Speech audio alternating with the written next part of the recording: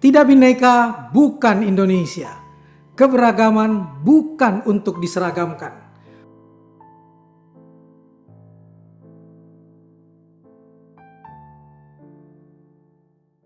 Ketemu lagi dengan saya di Not to Land Kang Maman dan masih dengan sahabat saya Susi Rizky. Dan saya masih ingin bicara tentang solidaritas kita di tengah pandemi COVID yang sudah 2 tahun makin melandai. Sedikit ada kejutan belakangan ini dengan Omikron dan lain sebagainya. Tetapi Indonesia menjadi salah satu negara yang berhasil dalam menangani dan mengatasi pandemi COVID ini. Dan salah satu kuncinya di balik itu adalah soal solidaritas. Susi, ketika mengumpulkan donasi, ada nggak batasan minimal berapa dan maksimal berapa yang kemudian disalurkan ke nakes-nakes kita, disalurkan ke orang-orang yang membutuhkan? Saya nggak membatasi, bukan hanya soal jumlah uang, tapi juga bentuk sumbangan gitu mas. Jadi ada yang mau barang ya silakan gitu, ada yang mau dana boleh. Wujud barangnya apa? Wujud barang kemarin ada baju APD, Iya. masker, terus juga sabun-sabun gitu kan. Nah dalam bentuk uang juga macam-macam, bahkan ada yang sampai 5 juta, yang 25 Satu orang ya? 25.000 juga ada. Ngomongnya sampai nggak enak, Mbak Susi, saya hanya ada uang segini boleh nggak? Aduh, saya bilang bukan nilai uangnya, saya bilang gitu kan, tapi bentuk kebersamaan kita itu yang penting buat kita semua. Jadi jangan malu-malu, berapapun, jangan 25.000, 10.000 pun nggak masalah kok, kan kalau nggak ada uang itu nggak jadi juga uang 10 juta totalnya, gitu. Jadi akhirnya orang berani kirim 25.000 nggak apa-apa, saya tulis mas supaya orang tahu nggak apa-apa kok nyumbang sekian. Jangan sampai ada rasa nggak enak hati, malu sama yang lain jumlahnya besar-besar kok saya hanya segitu. Saya bilang jangan, kirim aja nggak apa-apa. Dan satu titik ketika dikirim bisa total berapa sih sekali pengiriman terbanyak misalnya? Kemarin waktu untuk Wisma Atlet yang pertama itu ya mas ya, dalam bentuk dana saya dapat 300 juta total. Dalam bentuk barang mungkin kalau dirupiahkan itu sampai 600.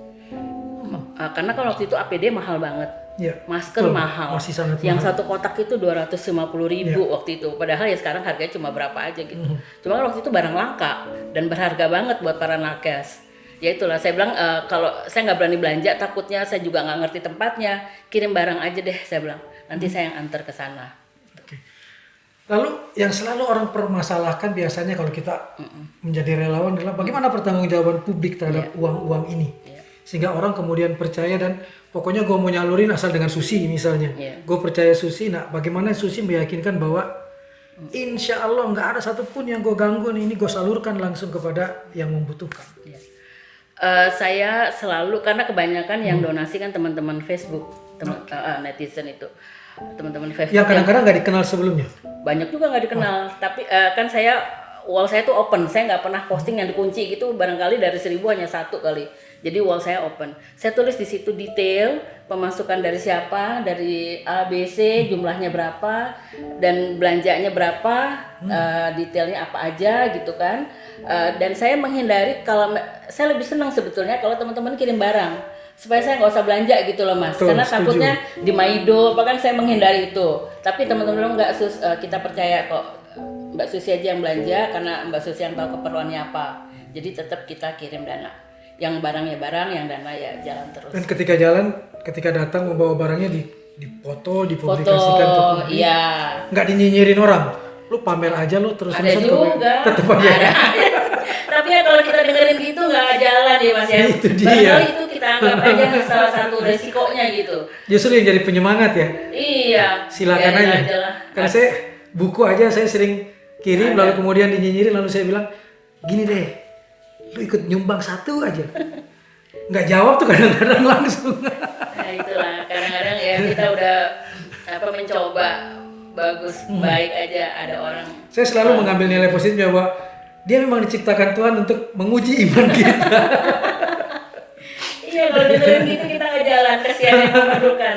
Itu dia, kata kuncinya di kasihan yang memerlukan. Peduli lah lu mau ngomong apa, lu mau percaya atau tidak.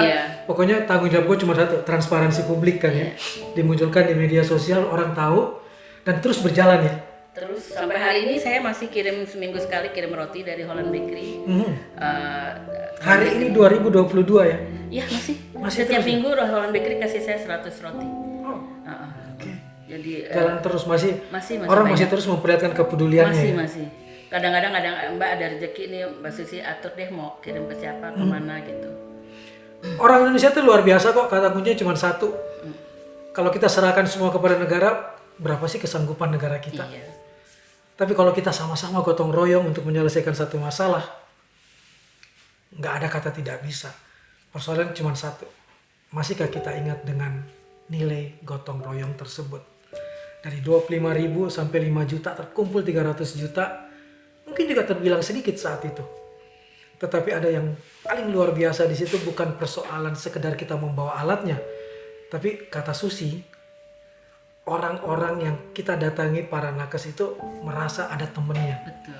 Sentuhan kemanusiaan itu jauh lebih penting, bahwa oh ternyata gue nggak berjuang sendiri ya. Betul. Ada orang di sekeliling kita yang juga baik, yang juga memberikan sumbangan, dan itu tidak bisa dihitung nilainya kan.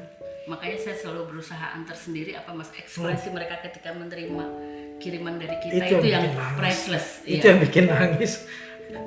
Saya merasa itu yang bikin nangis. Mungkin bagi kita buku itu satu murah banget, biasa banget. Tapi ketika saya datang ke Sulawesi Barat, ketemu anak yang tiba-tiba mau cium kaki saya karena dia bilang gara-gara buku Kang Maman bawa, saya sekarang bisa baca dan matanya berbinar-binar.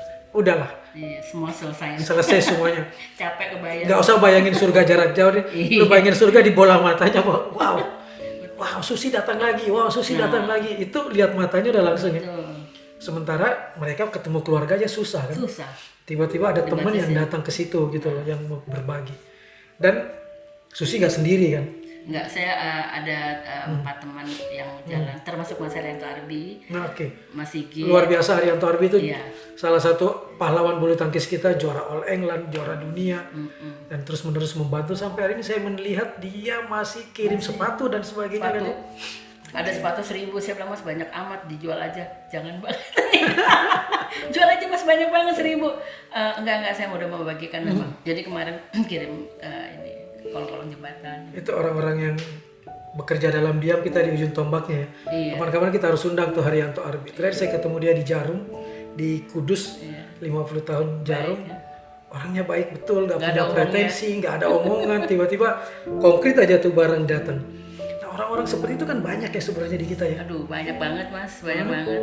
Kalau contoh Mas Haryanto Arbi ini saya ada pengalaman lucu. Waktu itu pihak Wisma bilang, Mbak ada pertandingan olahraga dong di sini, kata gitu kan, biar nakes ada hiburan. Oke. Saya hubungin Mas Hari kan, Mas gimana nih? Ya udah Mbak, besok anak buah saya ngukur, kata gitu kan.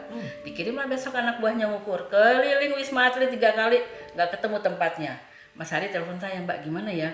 Nggak ada tempat. Masa sih Mas nggak ada tempat, itu luas begitu? Nggak, saya mau bikin yang lapangan ukuran internasional. Lapangan bulu tangkis saking pengen internasional. nyenengin orang.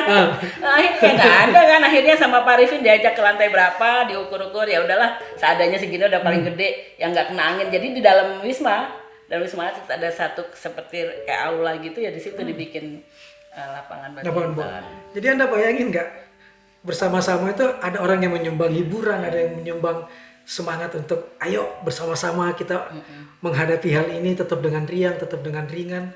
Setiap orang sekecil apapun bisa membantu, itu seperti membuat garis. Setiap orang bisa menjadi titik-titik yang terhubung dan akhirnya menjadi garis ya. Dan hari ini itulah yang membuat Indonesia tetap hidup. Itu yang membuat Indonesia seperti saat ini, di kondisi apapun masih tetap tegak. Saya berharap sih teman-teman semua juga mari peduli. Nggak usah jauh-jauh lah. Kalau Susi mungkin ke Wisma Atlet, Anda di sekeliling Anda Iya betul.